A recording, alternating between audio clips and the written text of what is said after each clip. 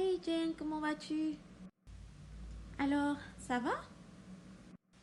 Je vais très bien, merci et toi? T'es sûre que tu vas bien, Jane? Oui, j'en suis sûre, et certaine d'ailleurs. J'ai l'impression que tu me caches des choses, toi. Mais bon, tu comprends pas. Je sais pas où tu veux en venir du tout. Vas-y, tu sais de quoi je parle quand même. Eric, ça te dit? Je connais pas. C'est bon, tu m'as eu, puis on va discuter. J'avoue que j'ai du mal à te cerner ces derniers temps. Eric est tellement gentil avec moi. Oh, c'est un gentleman. T'aurais dû le voir hier. Oh. Et en plus, il m'a fait visiter la maison de ses parents. Nous sommes en couple. Il a mon cœur.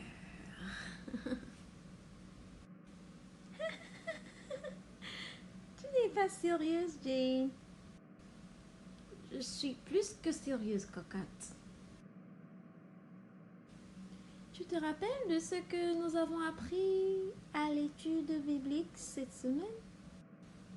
S'il te plaît, garde ta prédication pour le dimanche. Ne réveille pas l'amour avant son temps. Cantique des cantiques. Fornication et l'impudicité ne sont pas censées être trouvées dans la vie d'un enfant de Dieu. Pourquoi tu revois tes standards à la baisse, Jane? Attends le temps de Dieu. Pourquoi te presses-tu? Tu es encore toute jeune et belle en plus. En plus, laisse-moi te dire que si Eric t'aimait vraiment, si t'accordait vraiment de l'importance, il aurait fait de toi sa femme au lieu de faire de toi sa petite copine. Je pense que s'il n'est pas prêt, il est mieux que vous deux, vous pouviez attendre le bon moment lorsque tu auras par exemple fini avec tes études. Pourquoi te presser? Bravo, bravo, bravo. Ça y est, t'as fini? T'as fini de prêcher? Et d'ailleurs, qu'est-ce que t'en connais toi en matière de relation? T'as jamais eu de petits copains, donc qu'est-ce que t'en sais? T'en sais rien du tout. Écoute, Jean, je voulais pas du tout t'offenser. Tu n'es pas juste une amie pour moi, mais tu es aussi une sœur. Et en plus, une sœur dans le Seigneur. Donc, je ne pouvais m'empêcher de te donner ce conseil car même la parole de Dieu nous dit que nous ne devons pas nous conformer à ce monde et tomber dans le péché. Je prie que le Seigneur te guide sur le bon chemin.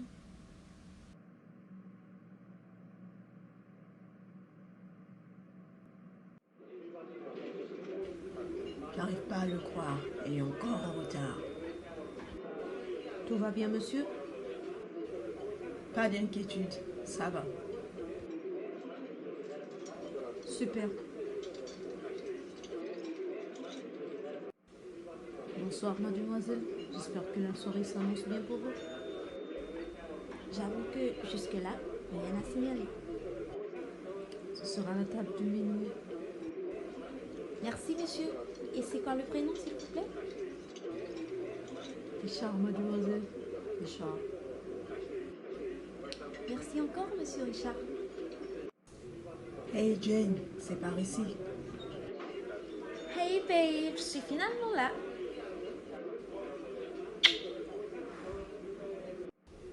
Comme d'habitude, tu es encore en retard. Désolée, j'avais des courses à faire pour la maison et tu sais comment c'est difficile pour moi de sortir à des heures tardives. Alors, comment étaient les cours aujourd'hui? Et laisse-moi te dire que tu es toute ravissante. Merci babe. Mais j'avoue que c'était très ennuyant en classe aujourd'hui.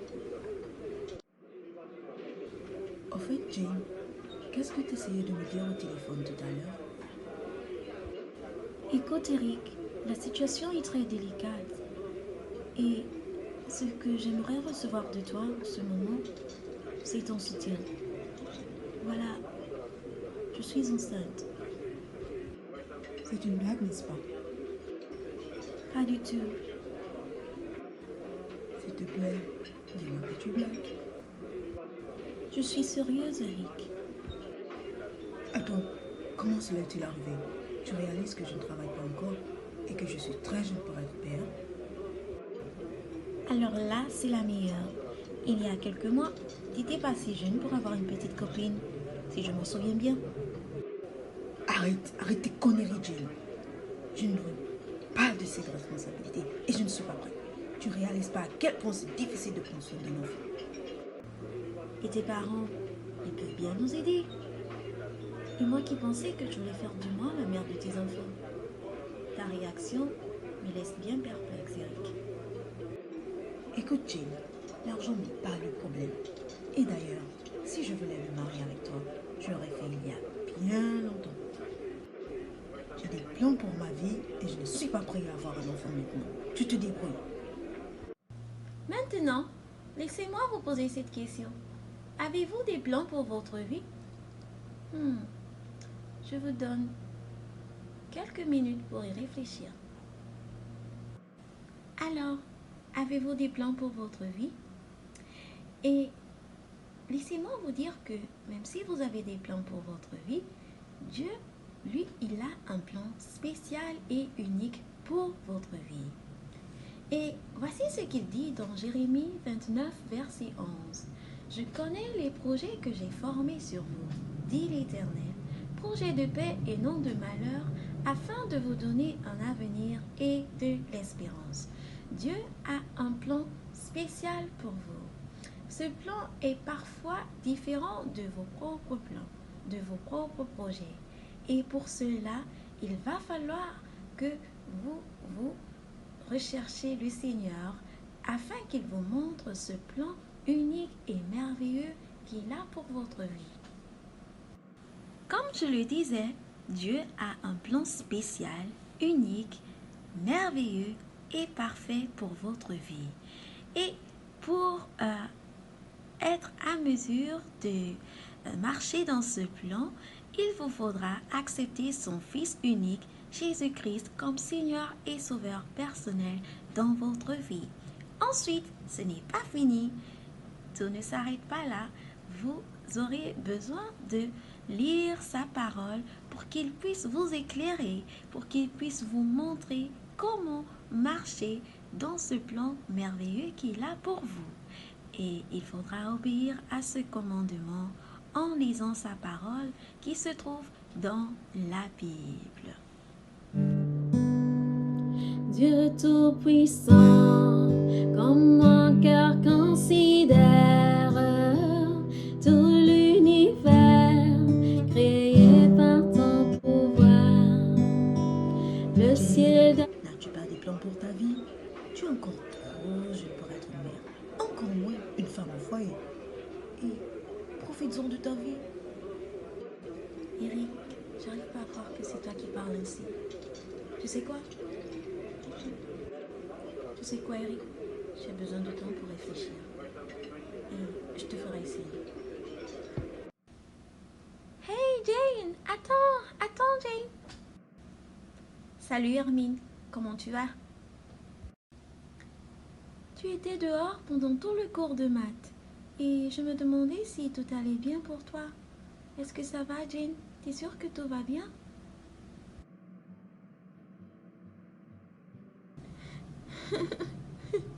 C'est Eric.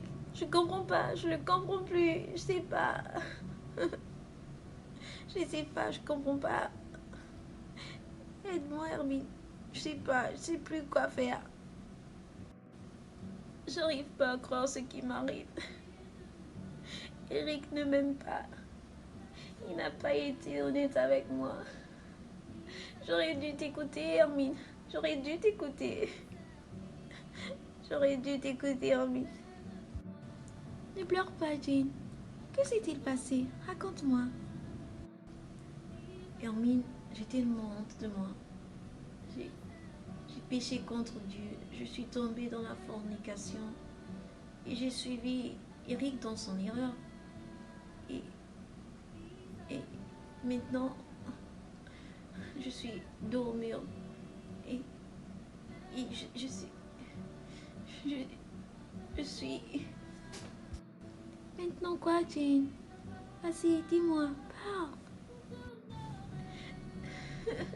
Je suis enceinte, Hermine. Eric, il ne veut pas assumer ses responsabilités. Tout est foutu pour moi. Mes études, mon avenir. Et qu'est-ce qu'ils diront mes parents? Mes parents qui comptent tellement sur moi. J'ai péché contre Dieu. Hermine, je suis perdue. Je sais pas quoi faire. Je sais pas quoi faire, Hermine. Je suis perdue. Tu m'avais prévenu. J'ai pas voulu t'écouter. J'ai pas voulu t'écouter. Aide-moi, Hermine. Aide-moi. Ne t'inquiète pas, Jane. Ne pleure pas. Arrête de pleurer. On trouvera bien une solution. Quelle bien triste histoire. Comme vous venez de le constater, cette belle jeune dame nommée Jane est tombée enceinte.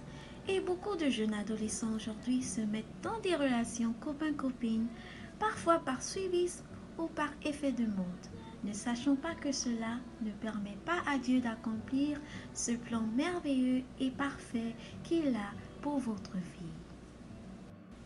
Dieu nous dit dans sa parole, dans le livre de Hébreux, chapitre 13, verset 4, que le mariage soit honoré de tous et le lit conjugal exempt de souillure, car Dieu jugera les impudiques et les adultères. Il dit encore dans Romains 12, verset 2, ne prenez pas comme modèle le monde actuel, mais soyez transformés par le renouvellement de votre intelligence pour pouvoir discerner la volonté de Dieu, ce qui est bon, ce qui lui plaît, ce qui est parfait. Comme je vous le disais, si vous désobéissez à la parole de Dieu, vous ne pourrez pas rentrer dans ce plan parfait que Dieu a pour vous.